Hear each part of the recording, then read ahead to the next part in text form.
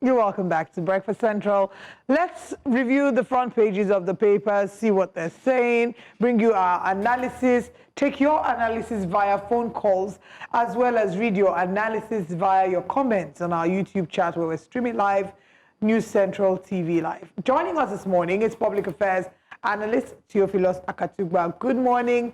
Compliments of the season. Merry Christmas and a Happy New Year. Good morning, Mr. Akatugba. This is the last... Deal with you. You're looking really... Thank you. Thank you so much. This is the last Friday in 2024. Flanked by a very handsome man. You know, such a privilege. And royal men too. No, handsome, okay. Royal. Leave royal for me today. I'm also royal. Don't follow me to drag My grandfather is a born royal, but So you want to go and fight if you want to, like somebody who is fighting to enter. Farm 7. I didn't mention any name. Okay, let's get into the papers this morning. We're opening the phone lines from the jump. If you want to call, please call the numbers at the bottom of your TV screen. We will take that. But let's hear from our guests first as we go through the front pages. On the front page of this Nigerian newspaper, the big story there, how bombers struck Maiduguri Mosque on Christmas Eve, according to the military. And then we can see here, northern governors condemn attack. Tinubu orders immediate security before. NLC urges Nigerians to reject altered tax laws. Bajabiamila Mila remains chief of staff, says presidency. According to Niger, Kotangora Catholic Diocese confirms freedom of 230 abducted pupils. And the weekly review, transactions on NGX down by 379.1%. Let's talk about the attack on the mosque on Christmas Eve, according to the military. Well, I want to say that that's a sad and an unfortunate development, and condolences and my sympathy goes to those who are affected. It's another attack that that brings to fore that these terrorists and these evil people are still on the prowl, and they are not relenting. Especially at the time it happened, and in the place it happened, begin to show that what pattern of attack is this? If we have the idea that the Islamic terrorists are attacking Christians, what the narration to this right in the mosque? It shows that we just have a certain level of evil perpetration against Nigeria as a country, either to set us up into something bigger than we think or we currently can understand. My feeling is that Nigeria need extraordinary measures to respond to the behavior, the actions and the activities of the terrorists in this country.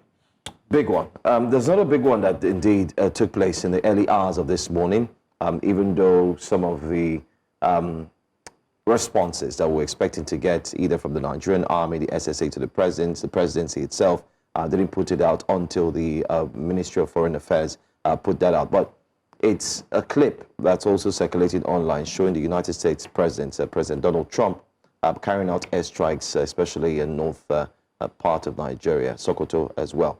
We do have some of the footage, so we'll put that out and also put out his tweet. I think that's so far so good. That's one of the biggest stories. Why you wouldn't find that on the front pages is because this happened in the wee hours of the morning. And some of the papers or the press, newspapers would have gone out for printing, would have been published on social media. So that's it. President Donald Trump, talking about his direction as Commander-in-Chief of the United States, launched a powerful and deadly strike against ISIS terrorists, scum, he calls them, in northwest Nigeria. And he went ahead to say that, I'm just going to skip all the reading and go down where he said, may God bless our military and Merry Christmas to all, including the dead terrorists, of which there will be many more. I find that disturbing, though. Many more if the slaughter of Christians continues. And he signs that. This was also followed by a member, a rep, who had come to Nigeria to look at the incidences that took place in Borno State and some other parts, Benue as well. We're talking about Riley as well. He also put out a tweet too, actually confirming the bombing. He said President Trump has been clear that the killing of Christians in Nigeria must end. As I stated at the outset, do not test President Trump's resolve in this matter. Tonight's strike is coordination with the Nigerian government is just the first step to ending the slaughter of Christians and the security crisis affecting all Nigerians. We do have the footage of some of that. But let's come back to the studio as we get your reaction to it as well. this is taking place. Mixed reactions from different quarters. Some feel that Nigeria has let its guard down by allowing a foreign body or a foreign country, in this case as it were, to infiltrate and come into its sovereignty, even though it's in the name of partnership. They feel that Nigeria should, and we have the firepower to have carried all of these things out ourselves. My first reaction would be good strike, but the words of Donald Trump's message could be divisive and could portend a conflagration, a further division, and turn this whole matter into a religious crisis. And so I am not very comfortable with the words and the wordings of his message, saying that the ISIS actions in Nigeria against Christians alone. And that is what I do not feel comfortable. And the member of the Congress also highlighted Christians. Yes, so when you do that, because look at the attack that just happened, the story we started our conversation 2 days ago. Right in the mosque. And Muslims have been killed. So if you say you are attacking the ISIS terrorists that are troubling Nigeria, that have been fighting and terrorizing Nigeria, it would be an appropriate statement. But to say that you are just attacking them because you think or you believe that their crusade is against Christians, that is where I have a challenge and I feel uncomfortable with the development. Now, the aspect, you also said it's good too. Yes. Many people have questioned it. They said this same Nigerian Air Force that went to the Republic of Benin next door and restored democracy at the speed of light definitely has some capabilities. So why can't it bomb these terrorist hideouts and locations? They have the platforms to do so. Right. So why do you need the United States to come and bomb the soil of a sovereign state?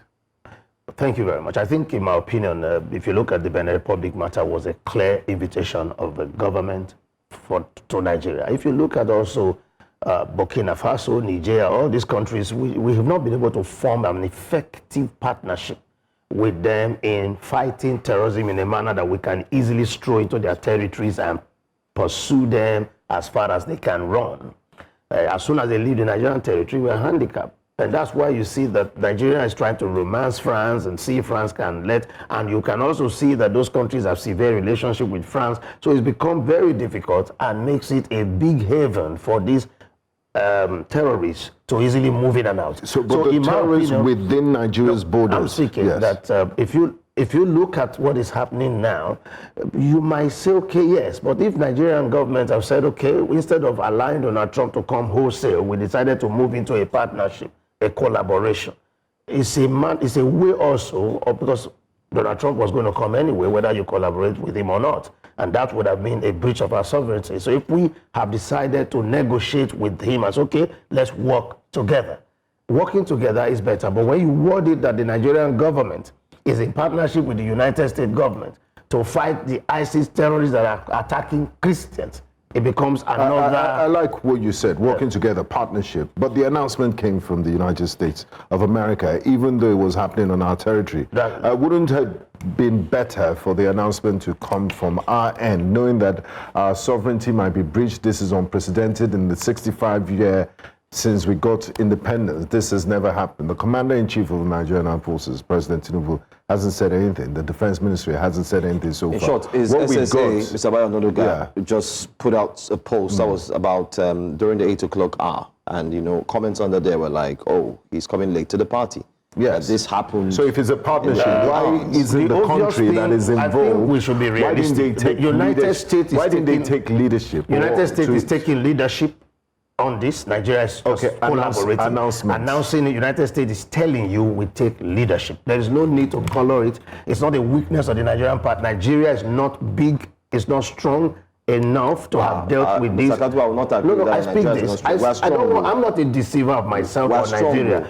We have a pretentious field that we have capacity. But militarily we have the capability. If there's a political, it's the political will we don't have. If we have it, we would have resolved this matter. You think so? Yes. Let's see what the foreign We don't have either the will, we don't have either the resources. We live in that self bubble and deceit that we have the resources. We don't. You think so? Yes, I know. So, I know would you this say that for sure. it's that we don't have the resources, or there's a wrongful application of the resources? For example, Okay. every year we see that defense has the highest allocation in budget. Yeah. Yet it's the same challenges we're The dealing total with. budget of Nigeria is 40 billion this year. Compare that to South Africa and other countries in Africa. It's a very meager budget for 220 million people. That you have the highest chunk of the smallest budget doesn't mean that there's anything to go on. How much is one bomb? How much of it? You saw the military men when they were confirmed. They were hammering on the cost. They were repeatedly talking that it for you to bomb firepower is dollars.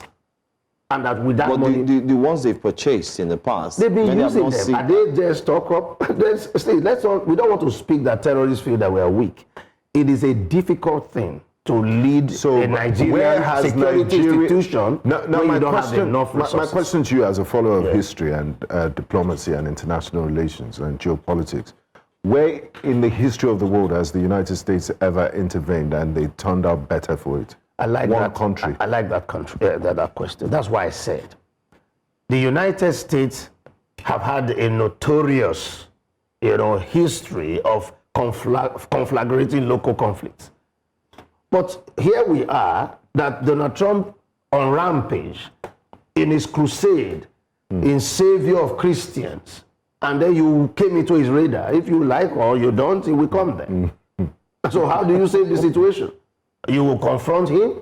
If you do confront him already, there is this idea that our country is breathing better in all sectors. And you see all manner of things that are happening. You want to therefore allow them to come wholesale and be bombing without you even having a say. So the softest and the easiest way is to do this. A sort of collaboration. To damage, yes. Yeah, Otherwise they will be there doing what they are doing. The extremists that are watching this, they are not measured in their analysis. What they know is that the United States that has been going around bombing Muslim countries in Afghanistan, Iraq, has finally come home to roost. And United States bombs, they would see evidence that it has killed people here and there, and they will be forced to even join the extremists saying we are fighting the great Satan. Isn't that a way of just making the issues worse? And from the statements that has been coming out of the United States government and authority, they are painting it as a religious crusade, as a religious problem. Christians, Christians, Christians. So the United States is adding more fuel to the fire. That is the unfortunate part of this development. That's why I said Nigeria and Nigerians must be smart and wise so that we don't fall into that narrative. We must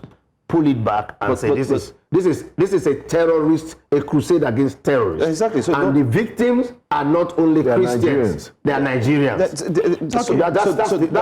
That's how we should respond. So that should even warrant a response from the presidency. Now we're expecting possibly a video either from the Minister of Defense or the Minister of State for Defense or the President himself or the but let's see what the United States media is saying. The press is agog. I mean, everywhere. You check Fox News, you check the international press. Everybody's talking about it. Let's see if we're able to put out a little clip out there to see what some of them might indeed say concerning this issue. 6 o'clock Eastern time tonight, about an hour ago, that President Trump announced that the U.S. had launched strikes inside of Nigeria, targeting and killing elements of ISIS in the northwestern part of the country. We don't know how many people were injured, how many were killed in this American strike.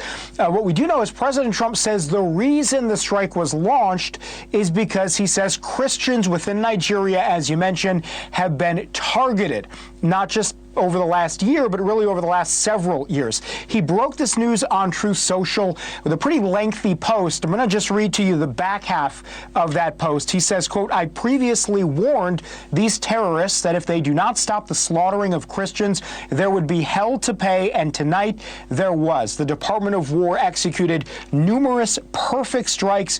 Merry Christmas to all, including the dead terrorists, of which there will be many more if their slaughter of Christians continues." We also saw the Secretary, Pete Hegseth, say, quote, that the president was clear last month. The killing of innocent Christians in Nigeria and elsewhere must end. He says the Department of War is always ready. So ISIS found out tonight on Christmas. More to come, and grateful for Nigerian government support and cooperation. We know, because we've confirmed with a Pentagon official, that the Nigerian government was working with the United States. states. There was approval, and they worked in conjunction on these strikes. So that is an important caveat to this story here. Just some background. In Nigeria, over the last year, sectarian violence has continued to be a major problem. Tens of thousands of Nigerians have been either kidnapped or killed, both Christians and Muslims, targeted and killed by terrorist organizations like ISIS and like Boko Haram. In fact, human rights NGO International Society for Civil Liberties and Rule of Law says that this year alone, there were about 7,000 Christians that have been killed. Again, this has been ongoing essentially since 2009, when Boko Haram really established a foothold in Nigeria, Jessica. So we are seeing this killing, again, Muslims and Christians. But tonight, President Trump emphasizing the fact that Christians have been targeted and killed. He has been saying this for some time, that this might be a possibility. And tonight, on Christmas, we are seeing American strikes within Nigeria. All right, that's just one international media house that's taking a story about plethora. That's the word. Yeah. Almost everybody. It's making the headlines as well. Binga, you're alluded that this is the first time this is happening. I want to also go back to something that Mr. Katuba had said regarding Nigeria's inability to deal with its terrorism issues because it doesn't have the capacity, not necessarily because of the personnel. You believe that we do not have enough to combat insecurity, right? Yes. I want to make reference to Sheikh Gumi's post on Facebook, where he says, as a principle, I'm going to quote an excerpt. He says, as a principle, no nation should allow its land to be a theater of war, and no nation should allow its neighbors to be their enemies. If Nigeria wants military assistance, China, Turkey, and Pakistan can do the job effectively. The U.S. involvement in Nigeria will attract the real anti-U.S. forces, making our land the theater of war. Nigeria should halt all military cooperation with the U.S. immediately because of its imperial tendencies worldwide, and seek the help of those neutral countries mentioned. Nigerians are too educated to be played with. This is going to be a 2027 campaign discourse. I want to get your thoughts on that. Yes, this, in principle, he is very right, but I hope he's very sincere and he's honest. He has the kind of role he has played. I must also commend him. It's just that he talks too much. He has been a collaborator for good in some instances, and even now his statement is correct, but that he recommended those we should work with is wrong on that score. He should not even recommend. He should just say no foreign power should come into Nigeria. Instead of telling us that he rejects US, rather he wants this. Though it means that he wants the one that could give him give some other people. No, for now, we want to commend the US for coming into his neighbor's house to resolve a crisis. If your neighbor's house is on fire, you don't have to look away. But the United States is thousands of miles away. We are disqualifying the United States because we feel it's never had a good history, and the wordings and the intention that they are saving only Christians makes it something that I cannot wholesale support, because only Christians have not been the victims in this matter. There have been victims from all sides of the divide. Muslim, Christians, even in Nigeria. Nigeria is very unfair to non-Christians and non-Muslims. We speak as if everybody is either here or there. There are other religious faiths. And the president during Christmas said he will defend everybody so that everybody will have the freedom to practice his faith. He didn't speak that only Christians was going to defend. So the presidency have not spoken. I believe they do not have enough information, because this strike, I can assure you, has been done by Donald Trump and the American government as a surprise. I do not believe they would have shared any information regarding the time, the moment of that strike, especially when even the military tell you that there are saboteurs among them, that sometimes they want to launch an attack on terrorist hideouts and they will discover that they've relocated. So we shouldn't deceive ourselves that we have a country where there are sentiments and support for even the terrorists, including those who appear to have found themselves in government. Example. So President Jonathan raised an alarm that even within my government, there are people who are sympathizers. Yeah. What is Boko Haram? Boko Haram means Western education is an abomination. That slogan, that word alone is something that every Muslim is sympathetic to. Most Muslims are sympathetic with that word, that brand name of Boko Haram. Why? Because when the British people came here many years ago and they brought their education, when they saw the test of the Western education, it attacked the foundation of the creation and says that God is it's not the creator. It's a Big Bang theory. So when they saw those messages, they said, this is haram. This is counter, anti-Islam, knowledge of God. And so they saw Western education as teaching the world against the standards of God. And since then, the crusade of Boko Haram has been on. The word Boko Haram means Western education is an abomination. And so till today, Islamic understanding is that the Islamic education is superior to Western education. So they have the sympathy is there. But a lot of them have risen above that to see it as a security issue. I'm a bit concerned. Because when we say that sympathy is there, it would mean that we're saying that a number of Muslims support Boko Haram, which is not something what I'm saying is, not a message you want to send out. It's like saying a word that negates Jesus Christ. If Christians naturally will go against it. That's what I'm saying to you, that we've been fighting an ideology over the years called Boko Haram, even within the North. They will see that this young man is one of them. I told you here a story of a principal whose students converted to Boko Haram right within the campus.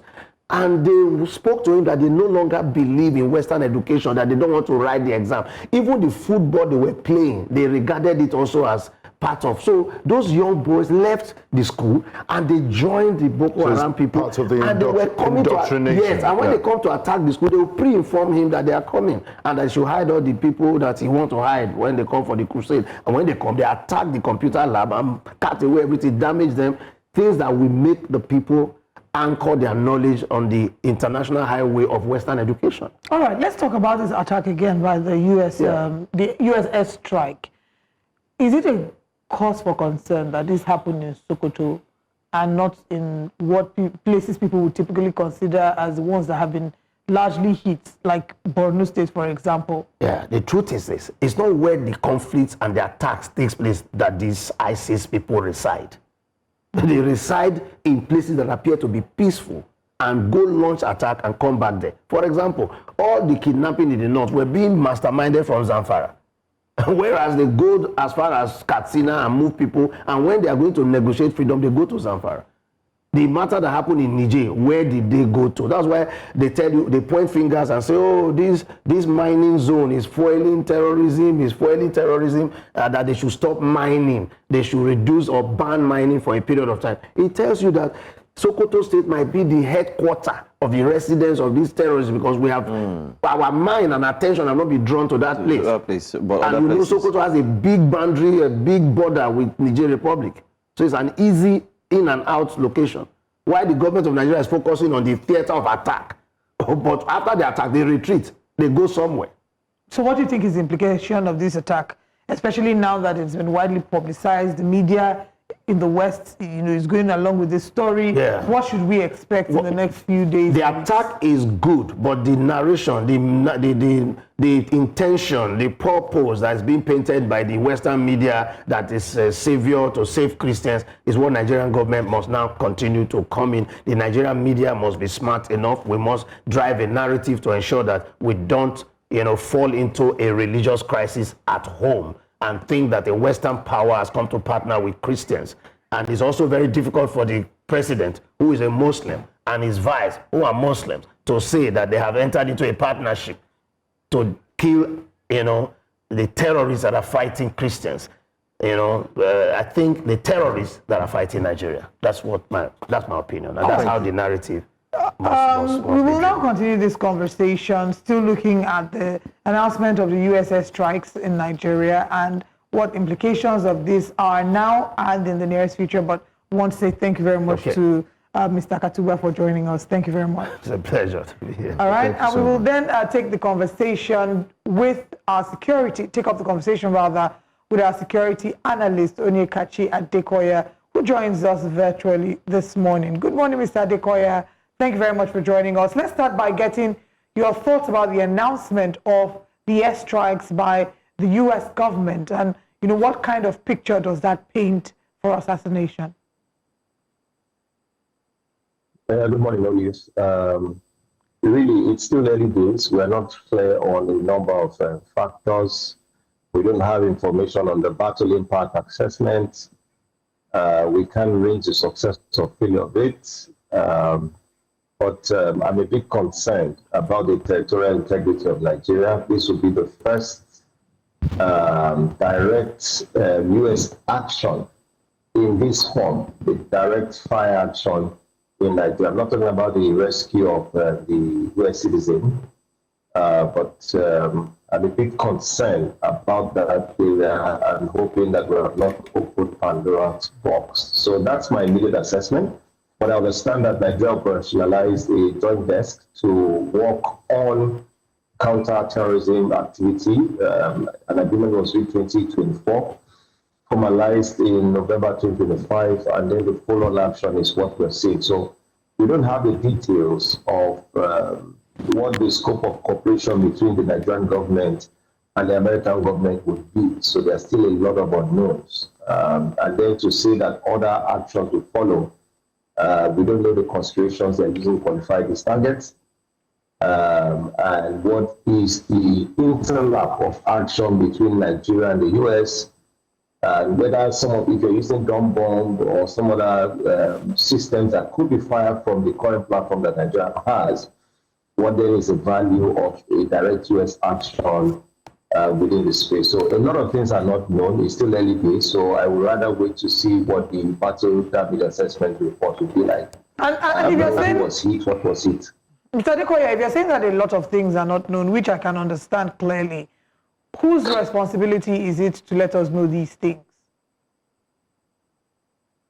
The problem is with the domain of statecraft, information is managed. So I think that for now, the Ministry of Foreign Affairs has issued a statement on behalf of the federal government.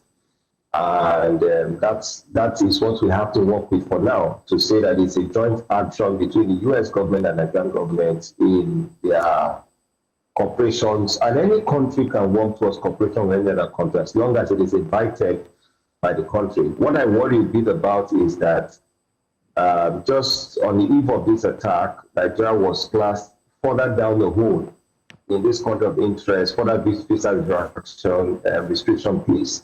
It Hexen has issued one statement, Donald Trump is issuing a conflicting statement. You had the bomb blast in Maiduguri, and then you have this action in the Northwest. In our line of work, we don't believe in coincidences, so trying to link everything together is still what we're trying to do to have a sense. But to your question, the Ministry of Foreign Affairs has issued the barest minimum statement it can issue. What we're saying is that the agreement between states in this instance is not necessarily, when it comes to national security and national interest, not everything will be out there in the public domain, but in our sphere of work, one way or the other, we have a sense of what is happening, and then we can make informed commentary. So for now, it's still early days. That's what I'm saying. Early days, and Nigerians are asking questions. It seems like you mentioned, and we have also mentioned here, the only one response that was gotten came from the Ministry of Foreign Affairs. While if you check the United States platforms, you find updates upon updates, although it's still sketchy in terms of numbers of casualties or what really took place. But as a security expert, can we rightly say that the Army, the security operatives were well aware, well informed, and what does this actually portend for the Nigerian military? Does this show that, of course, they can now go in full swing, knowing that they have the support of the United States of America? No, let's just make some points clear on even empirically. Since the insurgency, the U.S. government has cooperated with Nigerian intelligence sharing. So there's a clear case of cooperation between the two states. Number two, the U.S. classes Nigeria as a strategic security partner, okay? And we do procure weapons from them. So we've gone from weapon supply to an operational relationship where the agreements reached between the two states are now being implemented based on the agreement of 2025 November. So that's what we know. Is our military aware? Yes. Is this the first time that the military is bombing? EJ did that. The Air Force did a number of bombing in the Northwest. So bombing in the Northwest is not new. It's been happening, and perhaps will continue to happen. What is, however, new is that this is the first time that you're having a direct U.S. fire action using aerial platforms or using a battleship to fire directly into Nigeria's territorial space, whether or not it was invited. So that is the only different thing. And it doesn't portend, I shouldn't say it doesn't, it does have some risk, okay? And we're trying to wait. What is the nature of relations? That's what I'm saying. We don't know what was agreed. In Africa, for example, Kenya, Morocco, Tunisia are classed as major non-NATO allies. And in Djibouti, which is the anchor of African Command, the US African Command in Africa, it is clear what that relationship is. Nigeria has had a very interesting relationship with the US from the 1960s to the Biafran Civil War, when the US was neutral, to when Jimmy Carter came to Nigeria, to our history with Abacha. So we've not really had a clear relationship with the US. Okay, so we are not clear even as at now. What is the scope of this relationship? What does it cover? And what action is expected from the parties? All we are seeing is Donald Trump, in his typical nature, jeopardizing perhaps a sensible operational relationship between Nigeria and the United States, going off tandem, making comments that are in variance to what his Minister of Defense has said. But again, that's typical of Donald Trump. He can say one thing, mean one thing. He may be messaging his own domestic audience. Okay, so in terms of the impact on Nigeria, we are not clear yet until we see the terms in print as to what Nigerian government has agreed with the US government. But what we're saying is that if you look at the diplomatic angle, the relationship seems to be on a tandem, at variance with this military action. So we are not clear if this is strategic ambiguity, good and fine. If it's achieving some greater objective, good and fine. But we are not clear on so many things. So your last question, does this now give the Nigerian government impetus? I would say that we've appointed a former Chief of Defense Staff, Minister of Defense. That is clear impetus on its own. The report from the field is like that the Nigerian army is now going on a hunt for terrorists. They are taking a more active approach, no longer a passive, reactionary, static approach. And some reports do suggest that the terrorists and armed bandits are wanting to negotiate with the Nigerian government because of the increased heat. The incident in Borno State is perhaps also a reaction to the increased pressure on the terrorists, whether they be in the north central, northeast, or the northwest. As a matter of fact, we've recorded significant progress in the north central against the fight. So I don't think that the strike by the US gives the Nigerian army additional impetus. They already have that they are motivated. And we recently just did some procurement for weapons for the army, even from the US. What, again, I'm saying is that the fine details of the agreement reached between Nigeria and the US is not clear. And the precedent set is also a bit worrisome in terms of correctly, and regardless of what anybody says, our territorial integrity is also very important, because the US can supply the weapons to Nigeria and train our people, and we can fire those weapons. Okay, that will just be my only slight area of concern. So until a lot is known, I can't make an informed assessment of the situation. Okay. So what we know so far, Mr. Adekoya, is that in the history of Nigeria since independence, a foreign nation has not dropped a single bomb on Nigerian territory until last night. And what we also know is that we're awaiting impact assessment, and also things will get clearer by the day. We also know the language that was put out and the messaging coming out from the United States government is, there's a specific highlighting of, Christians being the only victims of terrorism in Nigeria, coming from Rep. Miley and also President Trump. And Nigeria is a very religiously sensitive country. And looking at America's imperial history and America's bombing of Muslim majority countries in the Middle East and elsewhere, does this not risk, adding more fuel to the fire, the sort of messaging that is coming out from the United States government? If you could advise the Nigerian government on how to manage its communication, what should it be telling Nigerians now? And do you think the Commander-in-Chief should speak to Nigerians at this unprecedented time in our history? To your last point, I think that yes, the commander-in-chief should speak to Nigerians and provide some clarity. Importantly, because there's a misalignment between the statements. So in America, the institutions of states that have clear responsibility, and then you have the one man, Donald Trump, who writes his own speeches, does what he wants, who's speaking at a different tandem.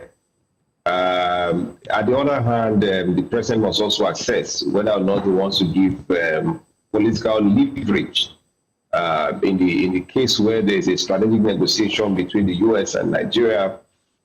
Trump having any leverage on the Nigerian polity over and above that of the president may also be disadvantageous to the president. So the president has to weigh his actions very clearly as to what he wants to do.